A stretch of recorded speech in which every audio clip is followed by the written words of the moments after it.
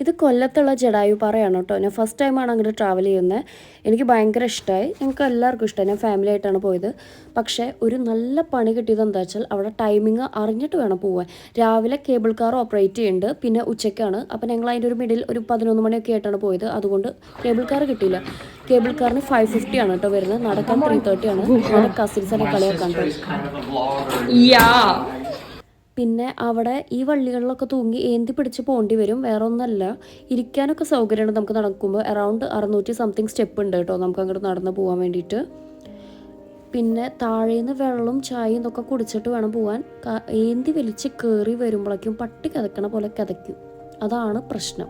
മേലെ ചെന്ന നാരങ്ങ വെള്ളം ചായയും മാത്രമേ കിട്ടുള്ളൂ. അപ്പോൾ അതിനനുസരിച്ച് വേണം തിന്നിട്ട് താഴേന്ന് പോകാൻ. ഇതാണ് അതിൻ്റെ എൻട്രൻസ് വരുന്നത് കേട്ടോ ഗായ്സ്. ഇതാണ് ജഡായു. അപ്പോൾ എന്തായാലും നമ്മൾ വന്നു കണ്ടു. തിരിച്ച് പോകാറായിട്ടില്ല. എന്നാലും ബാക്കി ഇവിടെ ചുറ്റും എന്തൊക്കെ ഉണ്ട് നമുക്ക് നോക്കാം കേട്ടോ. അപ്പോൾ ഇതാണ് എൻട്രി. പക്ഷെ നമ്മളെ ഇപ്പോൾ കടത്തി വിടില്ല. അവിടെ ഇപ്പോൾ ബ്ലോക്ക് ചെയ്തേക്കാണ്. നമുക്ക് പുറമേന്ന് എന്തായാലും എടുക്കാം.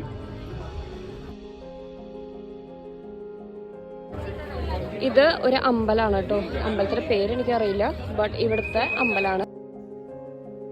ഈ ജഡായുവിൻ്റെ സ്റ്റോറി നിങ്ങൾക്ക് അറിയണ്ടോയെന്ന് അറിയില്ല. നമ്മുടെ ഒരു ഹിന്ദു മിത്തോളജി പ്രകാരം രാവണൻ സീതയെ തട്ടിക്കൊണ്ടുപോകുമ്പോൾ ജഡായു ആണ് തടഞ്ഞത്. അങ്ങനെ രാവണൻ ജഡായുവിൻ്റെ ചിറക് മുറിച്ചു എന്നാണ് ഒരു ഐതിഹ്യം വരുന്നത്. അത് ഇവിടെ വെച്ചിട്ടാണെന്നാണ്